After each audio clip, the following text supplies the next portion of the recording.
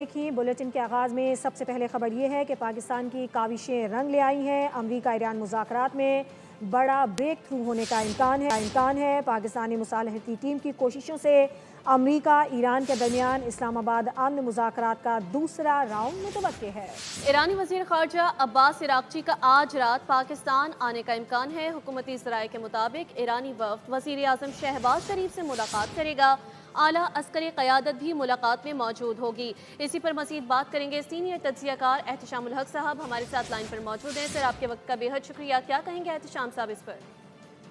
ये हमेशा ये बहुत बड़ी डेवलपमेंट है, इसमें कोई शक नहीं है। बहुत सिग्निफिकेंट एक मूव है। और जबकि इस्लामाबाद में देखा जा रहा था कि कोई अब दोनों तरफ से पैगाम रसानी तो बड़ी भरपूर पाकिस्तान ने कर दी थी, लेकिन बाजार लग रहा था कि तातल है, ब्रेक डाउन हो गया है, बड़ी गैर यकीनी की सूरत हाल है। इसमें उनका अब्बास इराक़ची का एक छोटे से वक्त के साथ पाकिस्तान आने का ऐलान, ये बड़ी अहम एक हवाले से मूव है। और अब देखना यही है कि वो आके रुकते हैं, चले जाते हैं, क्योंकि दूसरी तरफ इत्तलात ये भी आ रही है कि अमेरिकन जो है ना, उनका भी डेलीगेशन आ सकता है, वो भी वहाँ से चल सकता है। अब ये देखना है कि जब आ जाएंगे तो क्या ये इसी तरह ये इंटरैक्ट टॉक्स होंगी, और बाद में जो डायरेक्ट टॉक्स हो गई थी वो उसमें मामलात आगे जाएंगे। अब अच्छी बात तो है कि बर्फ तो सर्टनली पिघली है। वो जो एक स्टेल मेट था, और अभी भी अगर पीट हेक्सेट वॉर के वजीर हैं, सख्त बातें कर रहे हैं कि जी हम ये कर देंगे, वो कर देंगे। एक तीसरा उन्होंने आपने देखा एयरक्राफ्ट कैरियर भी भेज दिया वहाँ पे।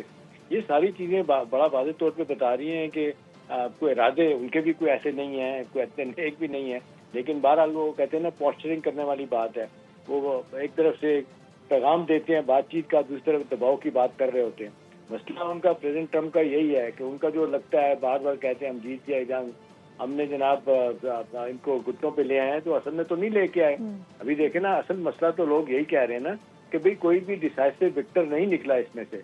दोनों जो है ना वो अपनी अपनी बातें कर रहे हैं कि जी हम जीत गए। अब सवाल इस वक्त ये है कि ये जो असल स्टेल मेट था, इसको कैसे तोड़ा जाए, इनको दोबारा मुज़ाकरात की मेज पे कैसे ले जाए। वो अल्हम्दुलिल्लाह ये पाकिस्तान की ये कामयाबी है इस लिहाज से कि जो 2.0 की बात हो रही थी, दूसरे राउंड की बात हो रही थी कि कैसे होगा, किस तरह होगा। दोनों के तहफ़्फ़ुज़ात अपनी जगह पे मौजूद हैं, दोनों की डिमांड अपनी जगह मौजूद है, दोनों की विश लिस्ट अपनी जगह मौजूद है।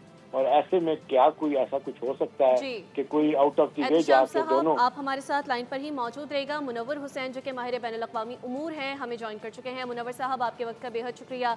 क्या कहेंगे पाकिस्तान की काविशों को?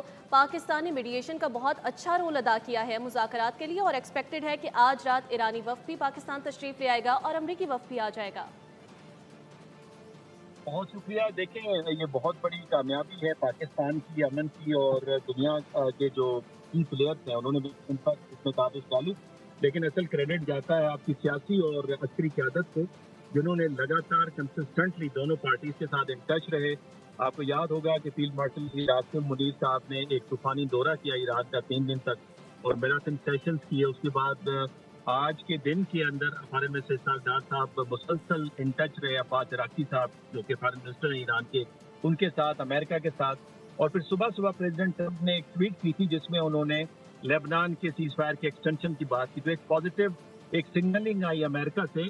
और फिर चूंकि अमेरिका में मैं देख रहा था उनकी प्रेस कॉन्फ्रेंस, जहाँ पे उनसे जर्नलिस्ट पूछ रहे थे कि ये सीज फायर कब एग्रीमेंट में कब होगा, ऑयल एंड गैस प्राइसेस कब नीचे आएंगे, जिसपे थोड़ा सा वो नाराज भी हुए। लेकिन उन्होंने कहा हम ईरान के साथ बैठना चाहते हैं और बैठ रहे हैं। और मेरा ख्याल है वहाँ से सिग्नलिंग भी आई थी कि जो स्टेट ऑफ हुर्मुस है उसकी जो ब्लॉकेट है गालिबन वो भी नरम हो जाएगी। दूसरी तरफ ईरान है, तो ईरान को भी ज़रूरत है। इनफैक्ट वॉर तो पेन, डेथ और डिस्ट्रक्शन देती है। और फिर अगर स्टेट ऑफ हुर्मुस खुला रहता है तो इनसे भी वो तकरीबन $500 मिलियन डेली कमा सकते हैं। अगर सैंक्शन हट जाते हैं और उनके एसेट्स डीफ्रीज होते हैं तो बिलियंस ऑफ डॉलर्स का ईरान को भी फायदा होगा। और वैसे भी बहुत सारे पॉइंट्स के ऊपर दोनों का एग्रीमेंट मौजूद था। और इस हवाले से कहा जाता है कि इस्लामाबाद के अंदर 3 पेजेस का एक सॉर्ट ऑफ एग्रीमेंट तैयार है। उसकी थोड़ी बहुत नोक पलक ठीक की जाएगी, जिसमें दोनों के कंसर्न्स को एड्रेस किया गया। मुनव्वर साहब, दूसरे राउंड के मुज़ाकरात का अहम एजेंडा क्या हो सकता है, आप क्या समझते हैं? आम एजेंडा मेरा ख्याल है कि बहुत सारी चीजें तो पहले राउंड में ही तय हो गई थी। मैक्सिमम ये ब्लॉकेट का इशू आएगा। दूसरा जो एनरिच यूरेनियम है, जो कि फ्रैंकली स्पीकिंग मैं उसे अमेरिका के लिए सिक्योरिटी थ्रेट नहीं समझता, अमेरिकन जो एनालिस्ट हैं, स्ट्रेटेजिस्ट हैं, वो भी कहते हैं कि इतनी रेंज नहीं है ईरान के बैलिस्टिक मिसाइल्स की, और उनके पास न्यूक्लियर फॉर्म टेक्निकल या स्ट्रेटेजिक लेवल के नहीं है कि जो डायरेक्टली अमेरिका को थ्रेट करे। तो लिहाजा ये तो इसराइल का एक मसला था। अलबत्ता इजरायली लॉबी को सेटिस्फाई करने के लिए मुमकिन है कि वो हाईली एनरिचमेंट की बात करें, लेकिन उस पर उन्होंने पहले ही बयान दिया कि जो पिछली दफा उन्होंने मई 2025 में हमला किया था वो तो डस्ट में तब्दील हो गई है, रबल के नीचे दबी हुई है। तो एक तरफ उन्होंने अपने लिए खुद ही एक वे आउट तो निकाल दिया है। तो मेरा नहीं ख्याल कि कोई खास मसला है, एक्सेप्ट ये कि बात होगी सैंक्शंस के ऊपर, बात होगी डीफ्रीज एसेट्स के ऊपर, बात होगी ये कि ईरान थोड़ी सी नरमी दिखाए। और मेरा ख्याल है अगर ये ईरान इंटीग्रेट हो जाता है इंटरनेशनल सिस्टम और ग्लोबल इकोनॉमी में, और उसके ताल्लुकात अमेरिका से बहाल हो जाते हैं, तो ये बहुत बड़ा मौजूदा होगा। और अगेन आई वुड से ये इनक्रेडिबल एक चैप्टर होगा पाकिस्तान की हिस्ट्री में, बल्कि वर्ल्ड हिस्ट्री के अंदर, जिस तरह पाकिस्तान ने किरदार अदा किया। बिल्कुल ठीक है।